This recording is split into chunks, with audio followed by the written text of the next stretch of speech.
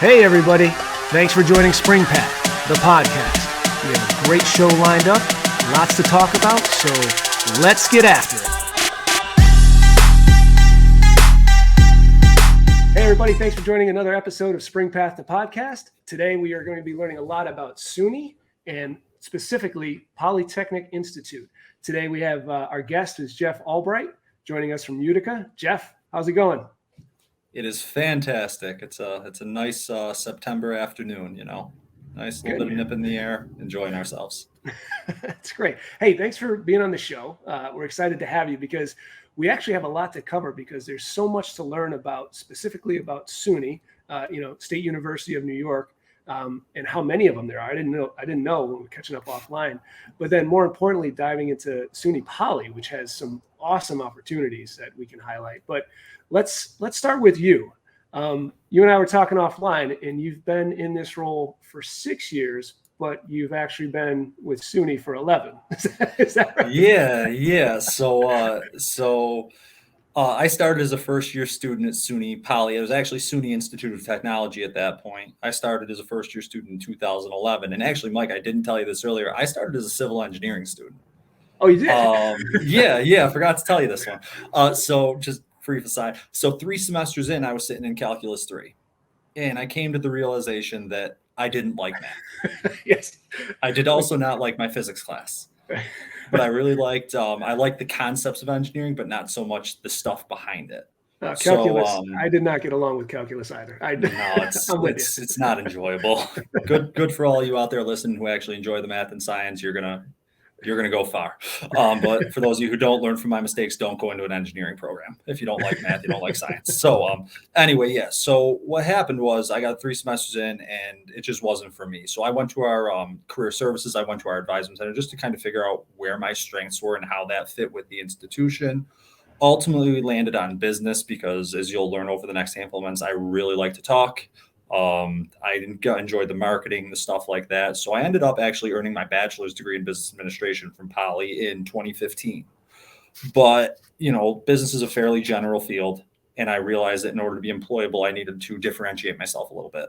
So I continued on actually after my undergrad business degree to our MBA program in technology management. So, during my first year of the MBA Tech Management program, I was a research assistant for the dean of our College of Business. And I fell into this admissions position completely backwards because I was up in our athletic complex, our field house, getting a workout in. And I started talking to our strength and conditioning coach. And he asked me if I had applied for an admissions position that was open. I said, I have no idea what you're talking about. Give me something here. And so he told me, he's like, admissions. You go, you talk to students, you talk to families, parents, you travel. I'm like, this sounds right up my alley. So finished my workout, showered, walked right down to our career services office.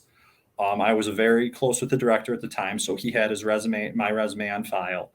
And he sat down with me for probably a half hour and actually pulled up the job description on one monitor and my resume on the other. And we worked through my resume to tailor make it exactly to the job. Oh, so then we were an inside guy. Yeah. Okay. Yeah. I knew a guy. And then this is where, I am 6'4", 225 pounds.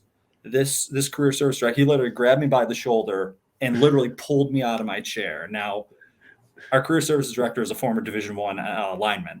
So this dude is 6'8", 300 or so pounds. So you can imagine when that happens, I'm saying like, okay, I guess we're going somewhere. And so the building that our career services office is in is actually in the same building as our admissions office. They're like 40, 50 yards apart. So he walked me out of the career services office door, right through the admissions door, right through admissions, right into our director's office. He said to our director, Gina, this is Jeff. He's one of our graduate students. I think you'd be a good candidate for this admissions position. Here he is. And like 2.5 months later, give or take, I was starting on my first day in the office. And about six years and change later, here I still am. I guess they haven't gotten tired of me yet. So I do have that. I mean, you're in a safe place now. Were you forced into this role or no, I'm kidding. Well, Sam, if you're listening. No, I think this is a perfect example of the reason I wanted you to tell that story and kind of share the intricate details of it is because this is a perfect example of networking, being connected with the people around you, getting yourself out there and being entrenched in what the schools have to offer. So in your case, you literally had to, you started on one path, you saw some adversity, you didn't like calculus, I didn't either. Then you made a pivot. And then as you were progressing down this path, you were talking to people. I mean, your whole story talks about, your connection with someone in athletics, your connection with career services, being able to, I mean, you have a whole essentially community there that's helping you on your career path. Absolutely. And that's, we're a smaller institution. We have roughly 2,200 undergraduates. So it's easy to build the connections here with really anyone you can think of, as long as you're willing to kind of put yourself out there. And I know I was a former student, obviously. That's not always the easiest. But here at Poly, we really are good at providing students the resources to be successful, whether it's, through career services, sitting down and doing a one-on-one resume writing session. They do etiquette events where, you learn how to network. Sure. Other things, like as a smaller institution, we pride ourselves on allowing you as a student to build your relationships with your faculty members. So just to kind of follow up on that, the largest class I ever had as either an undergraduate or a graduate student at Poly was my English 101. It was the second class I ever walked into. I only had like 35 or 36 students in the classroom. We only have one lecture hall on campus. The rest are all classrooms. And the largest of those classrooms that we have seats about like 65.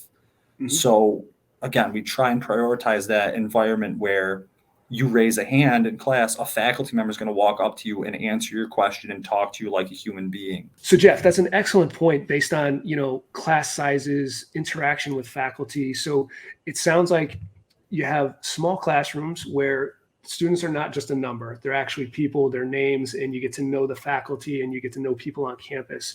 But to kind of give an idea, if we take it one level up, can you explain to listeners about what SUNY is in general? And then I want to dovetail right into SUNY Poly, because the things you're hitting on right now are perfect for this storyline. But talk to me about SUNY itself, the higher umbrella, and how many universities. So for those of you out there who may not know what SUNY is, it's an acronym. It stands for State University of New York.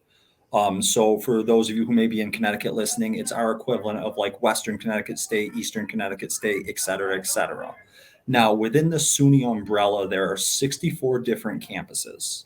That's a lot. Yeah, it can get confusing. That's what we're here for. So of the 64 campuses, 28 of them are two-year institutions or community colleges. So that's one. So there are four sectors within that SUNY umbrella. The first is the community college. Then you have I'm sorry, I actually misspoke. 28 of the SUNY institutions are four-year institutions. The remainder are two-year institutions. So sorry about that. But so one of the sectors, one of the sections of the umbrella, if you want to call it that, is going to be the two-year institutions community college. Another sector is going to be the technical colleges. Those technical college focus a little more on the technical majors, and they offer primarily both two-year degrees and four-year degrees. The next section you have are called the comprehensive colleges. As the name suggests, those are very comprehensive in nature. There's a major for basically everyone within those colleges. And then you have the final sector, which is where we fall into. And that final sector is the university centers and doctoral degree granting institutions. Now, within there are two different names in there. Your university centers are your large institutions. Those are the schools with, 15,000, 20,000, 25,000 undergraduate students. We don't fall into that side. We fall into the doctoral degree granting side because we do have a couple of different doctoral programs. Therefore, we fall into that section. Yeah. So basically, and I appreciate the overview on that. So that'll give people an understanding. But within SUNY Poly, you have the whole concept of being in Utica. You have kind of this more wooded rural area, which is beautiful, by the way. If anyone hasn't been there, I mean, I've toured up there. I've seen the waterfalls, the trails. It's amazing. And then you still have the cities that you can go into, and the communities that you can meet people. But really, with this small classroom mentality, you then get into certain programs, like you just said. You have these doctoral programs, and there were a couple that we can highlight, such as nursing. I'll lead in with that one. Can you tell us a little bit about that one? Yeah, so our nursing program, actually, a lot of times when I tell people this, they don't believe it because we're a Polytechnic Institute. For the past 5 or 6 years, our largest first year cohort has been our nursing students. So the way the program works, it's a partnership with another local college. It's called a 1-to-1 partnership program. So our nursing program is a direct admit program, so it's not pre-health or anything like that. You start in nursing. Um, so for your first year, you're right on our campus in Utica.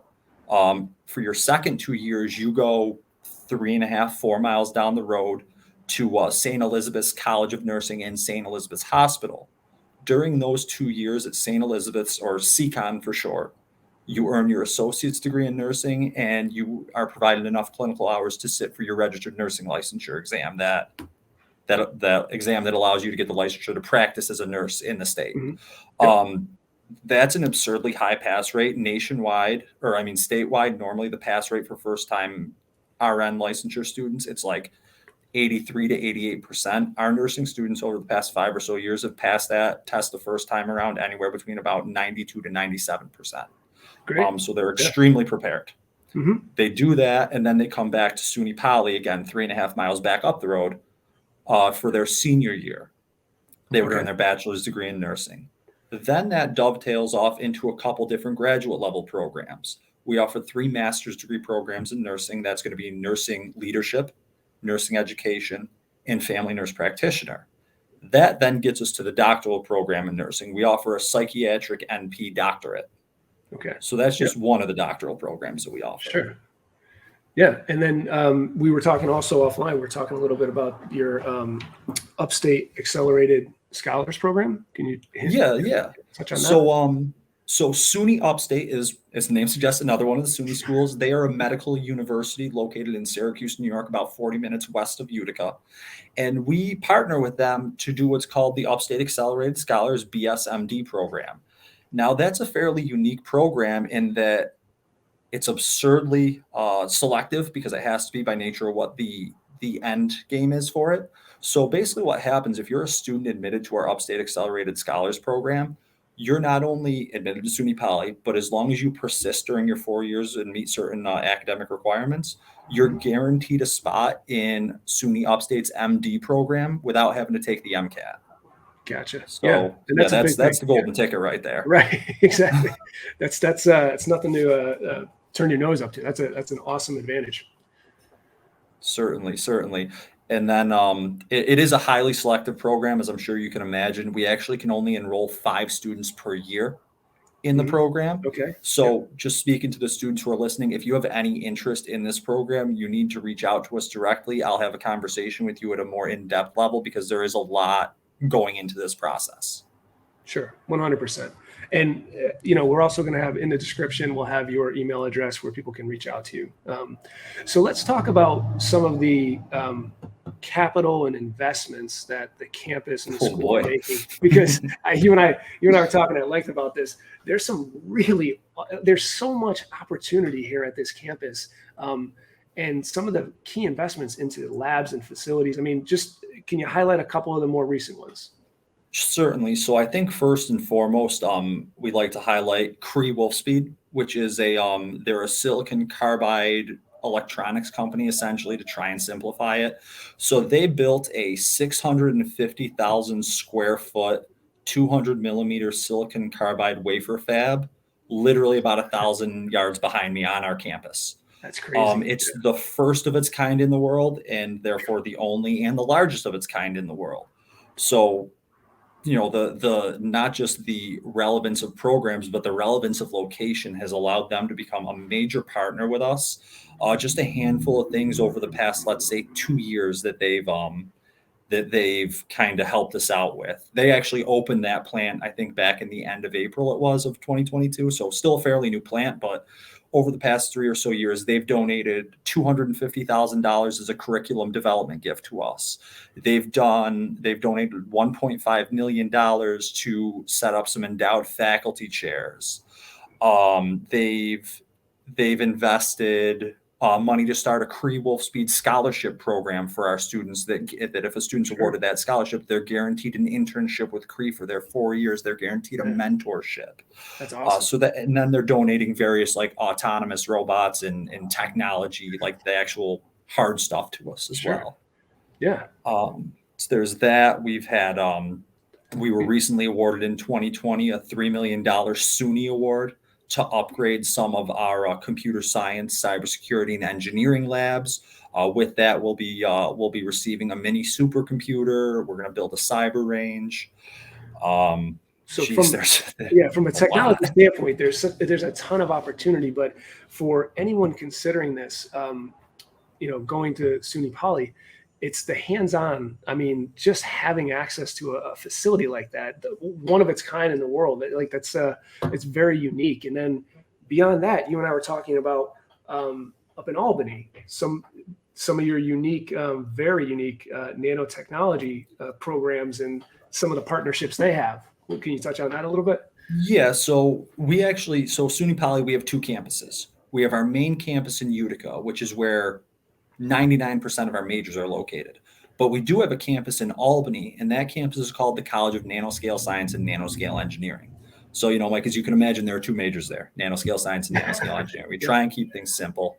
That's just the way to go.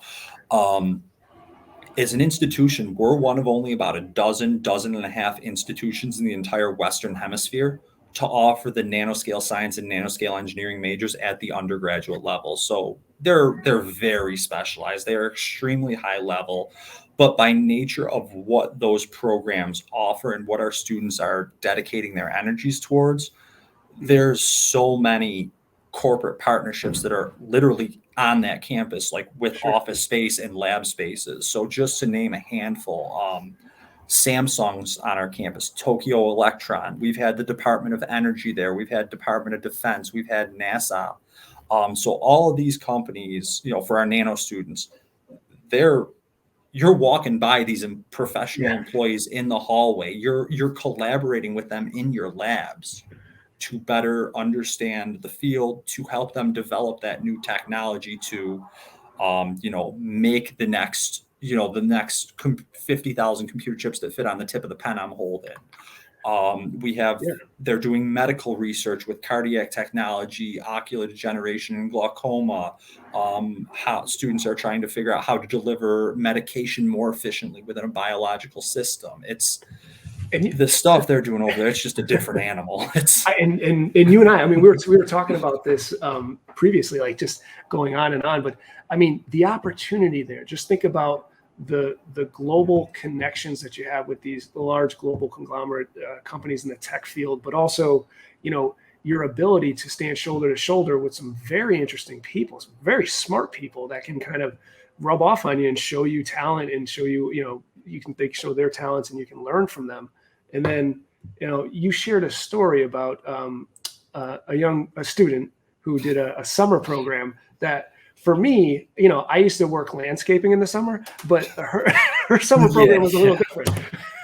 So this was probably, I think it was like 3 or 4 years ago. I might be off by a little bit, but so this was a student who was a nanoscale science major. And she was going into her junior year of college. So let's say she was 19 or 20 years old at the time. And in the simplest way possible, her summer project was to build an organic structure. But this organic structure had to essentially be developed so that stem cells could attach to it. And it would have to function as such so that it could essentially turn those stem cells into human brain tissue or something similar to that. So it's again, I probably missed 20 different things in the story she told me, but that's the gist of it. And again, that's a student who's going into their junior year of college, not a graduate program, not a doctoral program, but a student who's 2 years older than probably the majority of students who are going to be listening to this. No, it's a different animal over there.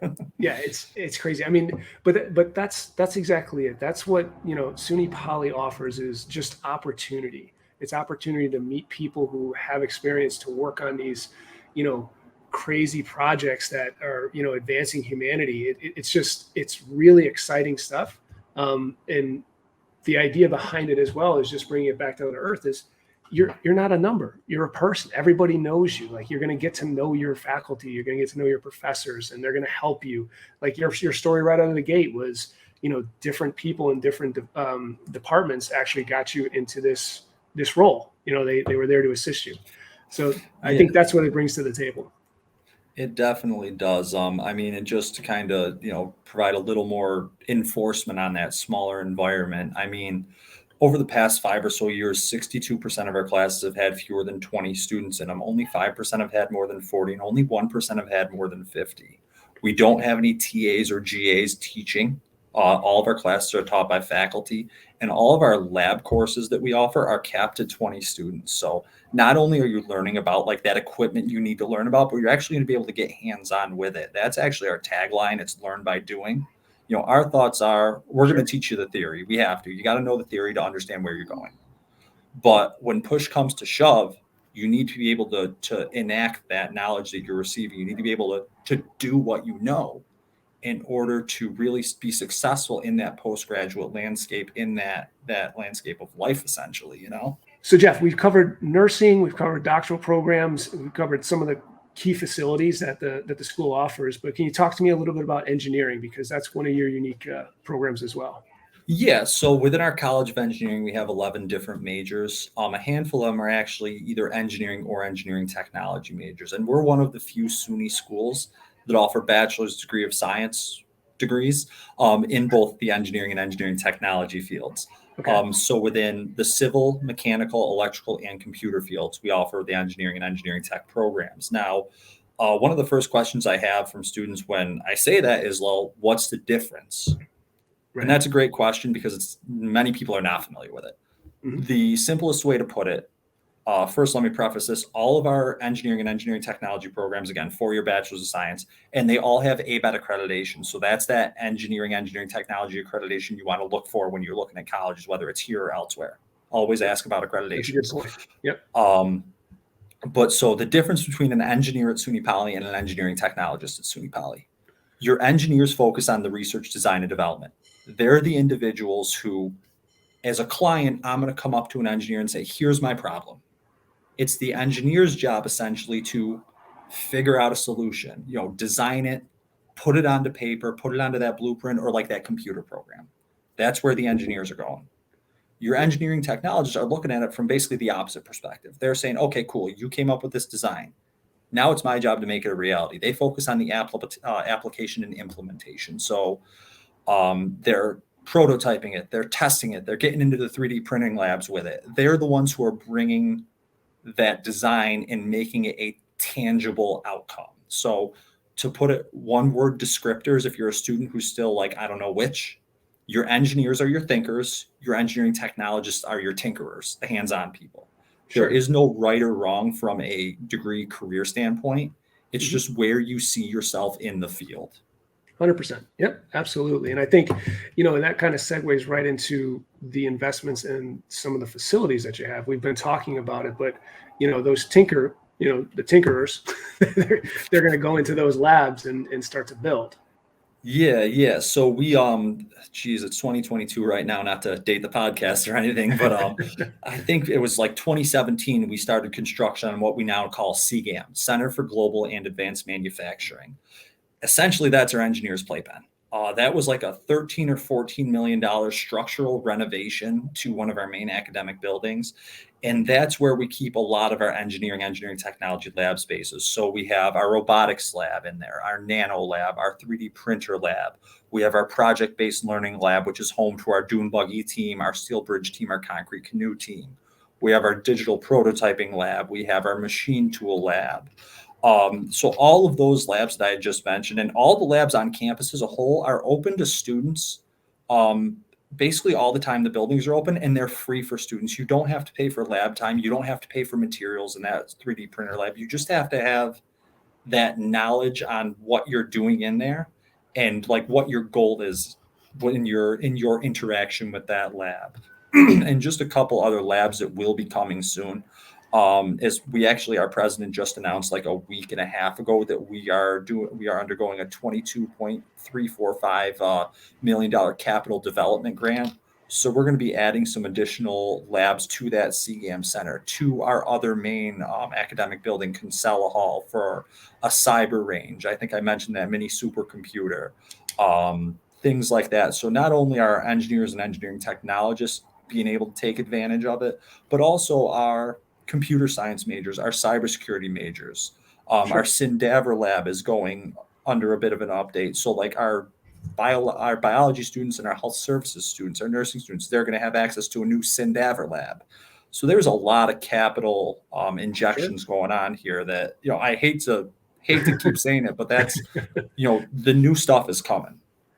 Yeah, well, that's where the investment is. So the school definitely invests in the equipment, in the labs, opening up the opportunity for the students. But now for the students themselves, you have a unique approach to them, and that's where you and I were talking. You say that you ask them to challenge you to help them. Yeah. I mean, the way I see it, at our institution, you take everybody's job responsibilities away for the specifics, the bullet points. I'm sure you got them on your contract, Mike.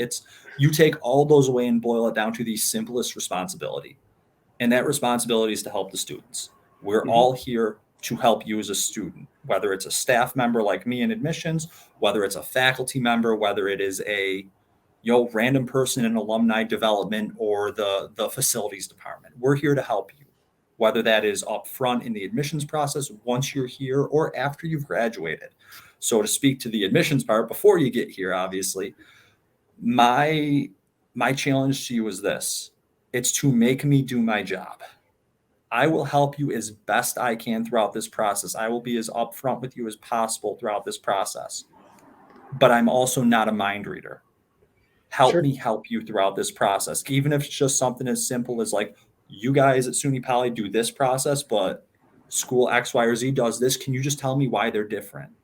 That's what our job is. Students, no matter which admissions office you're working with, which colleges you're looking at, we're here to help. Use the resources you have available. And aside from your guidance office, the number one resource you're going to have are the schools that you're working with. In admissions, our job is to provide information. We're going to provide that information. Don't hesitate to ask. There are no dumb questions. The only dumb questions I feel are the ones you have, but choose not to ask. Yeah, because I think college is the next. Oh, sorry. No, I was going to say, I think if I'm hearing you correctly, anyone who's listening, for our listeners and our viewers, Jeff wants you to send him some questions. Just send me questions. Call me bad names. I don't care. Just reach out. I'll get you the info you need, even if it's just better names to call me. So in the description, everyone, you're going to see Jeff's email address. So you'll be able to reach out to him directly, hit him up with questions, and then also you can take a look at SUNY Poly's website. So Jeff, what's the URL again? So it's just very simple. Again, try and keep things simple. SUNYPoly.edu. Perfect. So that's easy. Take a look. And Jeff, thank you again for being on the show. We appreciate it. We covered a lot. It was very informative. Yeah, thanks, Mike. I appreciate being on. Looking to doing a little more with you, and then I'll see you guys actually at the college fair in October. Yeah, it's going to be great. We're going to have a good time. Oh, yeah. You can meet a lot of people. And so with that, for everyone who's listening and viewing, please at any point visit springpath.net and see if SUNY Poly is a match for you. Jeff, thank you again. We appreciate it.